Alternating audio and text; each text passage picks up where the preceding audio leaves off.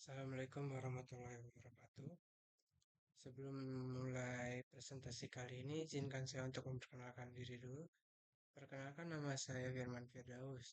Nah, dalam presentasi ini saya membawakan materi tentang peran supply chain management dalam sistem produksi dan operasi perusahaan. Apa sih supply chain management itu? Supply chain management merupakan suatu konsep yang menyangkut pola pendistribusian produk yang mampu menggantikan pola-pola pendistribusian produk secara optimal.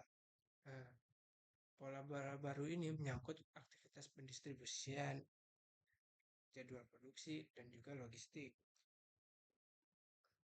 Lalu dibuat eh, tujuan dibuatnya presentasi kali ini adalah untuk memahami peran supply chain management dalam sistem produksi dan operasi di dalam perusahaan yang berguna untuk memberikan value kepada konsumen dalam availability dan juga kecepatan layanan.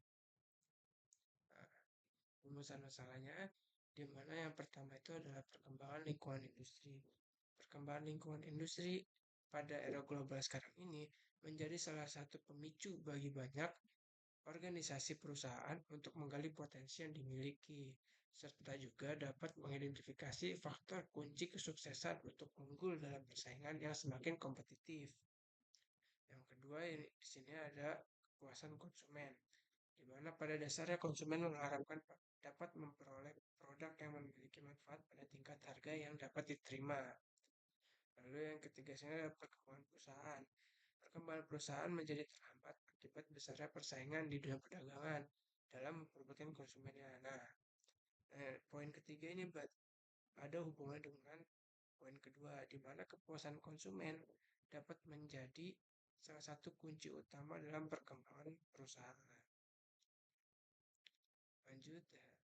Untuk dapat menawarkan produk yang menarik dengan tingkat harga yang bersaing, setiap perusahaan harus berusaha menekan atau mereduksi seluruh biaya atau mengurangi kualitas produk maupun standar yang sudah ditetapkan. Nah, jadi kita sebagai konsumen pasti mau dong eh, dapat produk yang kualitasnya bagus, yang tahan lama, tapi dengan harga yang sedikit mungkin gitu kan. Nah, gitu.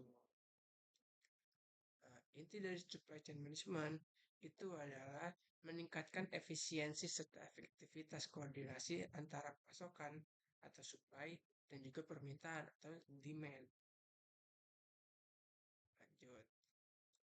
Supply chain management merupakan suatu konsep menyangkut pola pendistribusian produk yang mampu menggantikan pola-pola pendistribusian produk secara optimal. Nah, supply chain management itu biasanya sangat diperlukan oleh perusahaan yang menggunakan sistem just in time. Kenapa? Karena konsep just in time sangat menekankan ketepatan waktu kedatangan material dari pemasok sampai ke tangan konsumen sesuai yang ditetapkan. Artinya di mana kedisiplinan dan komitmen seluruh mata rantai harus benar-benar dilaksanakan karena sistem just in time tidak menekan pada persediaan atau zero inventory. Tuh.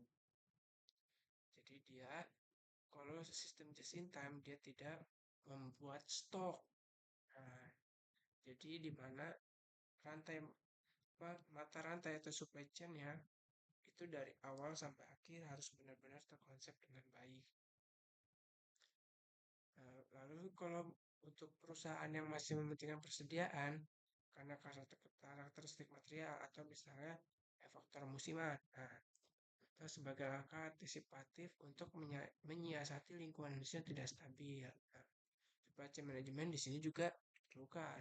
Kenapa? Karena untuk jenis perusahaan ini untuk untuk dapat menekan biaya persediaan karena persediaan yang tidak optimal akan menimbulkan dampak biaya penyimpangan, biaya pemesanan, dan biaya back order bila terjadi stock out. Sekilas konsep supply chain manajemen memiliki sama dengan manajemen logistik karena keduanya mengelola arus barang dan jasa melalui pembelian, pergerakan, penyimpanan, administrasi, dan penyaluran barang. Tapi di sini supply chain management dengan manajemen logistik memiliki perbedaan pada orientasinya. Nah, supply chain management itu memiliki beberapa persyaratan.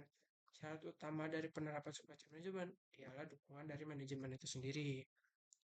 Selain dukungan dari manajemen, syarat syarat yang melibatkan supply chain manajemen adalah salah satunya merupakan faktor eksternal, yaitu pemasok dan juga distributor.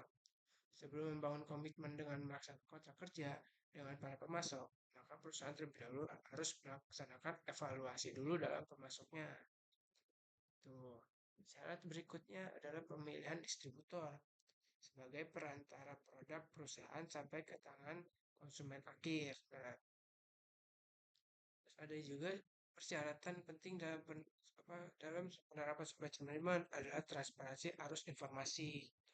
Untuk dapat mendukung arus informasi yang transparan dari seluruh mata rantai yang terlibat dalam supply chain management diperlukan komitmen, di mana dapat dicapai melalui kemitraan dan kesepakatan.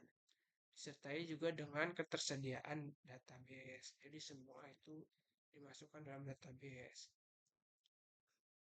Tantangan, tantangan, tantangan dalam pendapat semacam itu sebenarnya lumayan banyak ya, tapi ini salah satunya yaitu berasal dari lingkungan makro dan juga lingkungan eksternal.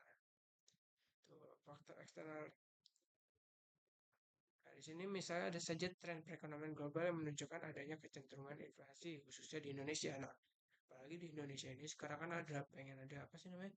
PPN 12% ya. Nah, PPN 12% itu sangat berdampak pada pengusaha-pengusaha di mana karena harga bahan pokok, harga bahan mentah segala macam itu pasti terkena dampaknya, pasti akan naik di mana jumlah modal mereka juga pasti akan naik gitu.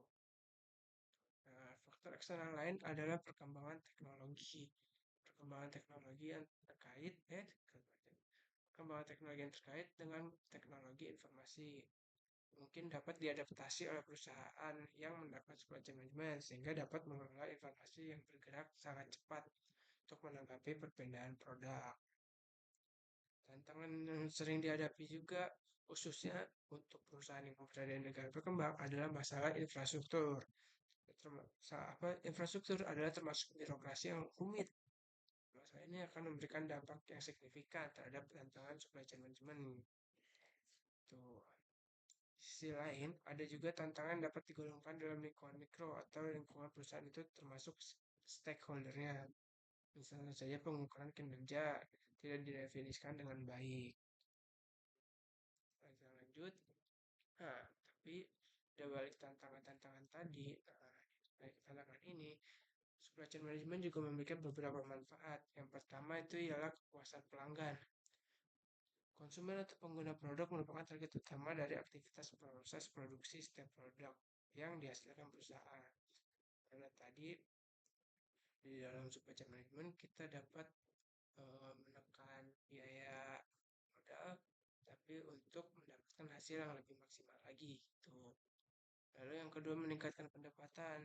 Semakin banyak konsumen yang setia dan menjadi mitra perusahaan, berarti akan turut pula meningkatkan pendapatan perusahaan. Nah, balik ke yang tadi, di mana pelanggan puas, maka kita juga akan mendapatkan kepercayaan oleh pelanggan.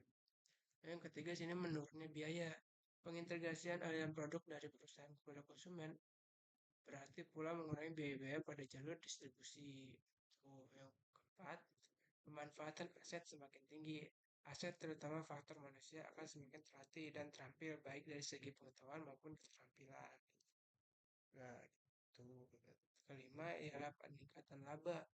Dengan semakin meningkatnya jumlah konsumen yang setia dan menjadi pengguna produk, pada gilirannya akan meningkatkan laba perusahaan. Tadi itu sama aja meningkatkan pendapatannya perusahaan.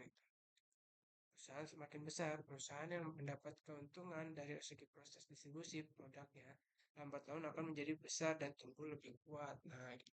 Jadi kita di sini yang pertama kan tadi kepuasan pelanggan. Nah, kita sih kepuasan pelanggan mendapat kepercayaan, mendapatkan peningkatan dari pendapatan. Itu semua juga akan balik lagi untuk perusahaan, untuk perkembangan perusahaannya. Gitu. Nah, kesimpulannya, supply chain management secara fisik dapat mengkonversi bahan baku menjadi produk jadi dan mengantarkannya kepada konsumen akhir. Kedua, supply chain management berfungsi sebagai mediasi pasar, yaitu memastikan apa yang dipasok oleh rantai supply menciptakan aspirasi pelanggan atau konsumen akhir tersebut. Gitu. Untuk dapat melakukan supply chain management secara efektif, perusahaan harus mampu menyediakan dan mengelola database yang memadai, lengkap dan akurat, serta membangun partnership dengan supplier maupun distributor yang terpilih. Nah, mungkin sekian presentasi dari saya. Sekiranya cukup ya. Mohon maaf bila ada kesalahan. Wabillahi taufiq wal hidayah. Wassalamualaikum warahmatullahi wabarakatuh.